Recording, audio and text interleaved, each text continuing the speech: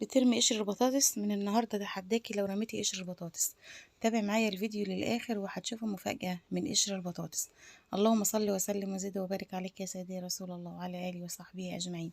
ازيكم يا امارات، عاملين ايه؟ ان شاء الله تكونوا بالف خير.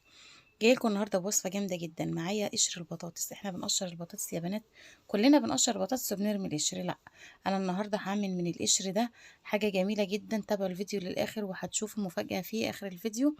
ما تنسونيش بالاشتراك يا بنات واللايك، وتابعوني للاخر عشان واعملوا لي لايك عشان اللايك ده اللي بيرفع الفيديو، عشان اكبر عدد يشوفوه بيستفادوا منه. يلا نسمي الله ونقول. معانا قشر بطاطس، دول 3 حبات من البطاطس زي ما انتم شايفين. انا غسلتهم كويس جدا، وعايزه القشر بتاعهم غسلته كويس، وحطيت عليه معلقتين خل في شويه ميه ونص معلقه ملح وعصره ليمون. هركنهم قد ايه؟ انا ركنتهم حوالي 3 ساعات لان انا مكنتش محتاجاهم دلوقتي، يعني سبتهم شويه. اول ما خلصت كده ويعني حسيت انا بمعنى اصح نسيتهم يعني، بس اول ما افتكرتهم طلعتهم كده زي ما انتم شايفين، بتصفهم كويس جدا من الميه، وباجي حتى ايه على النار. يلا نشوف على النار هنعمل ايه. وزي ما انتم شايفين القشر زي ما انتم شايفينه جميل جدا.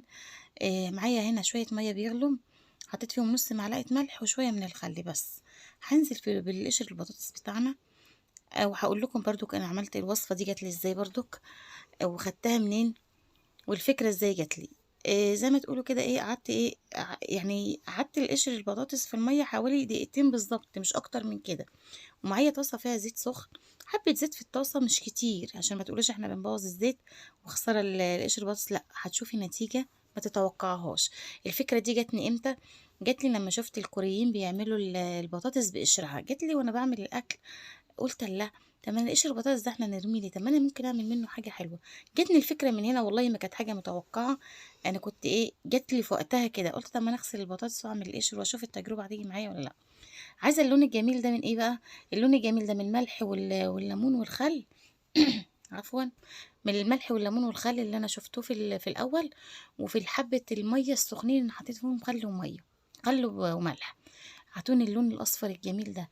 هتشوفوا قرمشه عملنا احلى سناكس من قشر البطاطس، نتيجه ما تتوقعهاش فعلا. هتقولي ام نور ديت الفكره كانت كويسه جدا.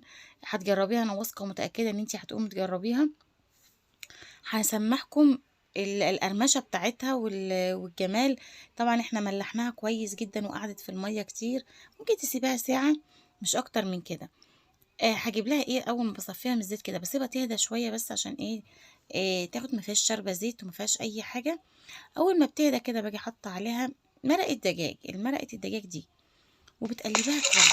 بصي بقى، عايزه اسمعك بصي الطبق، القرمشه بتاعت السناكس تحفه. وهجربها قدامك. بصي كده انا اكلتها كمان سمعتكم الصوت، تحفه، لون جميل، طعم جميل. طبعا عايزه اقول لكم حطوا لي لايك للوصفه الجميله دي، واشتركوا معايا لو ما اشتركتوش. طبعا مع كاتشب بقى بناكلها بتبقى جميله جدا، كان طعمها حلو فعلا. واعملوا شير لاصحابكم يا بنات عشان يشوفوا الوصفه يعملوها ورايا. اخواتي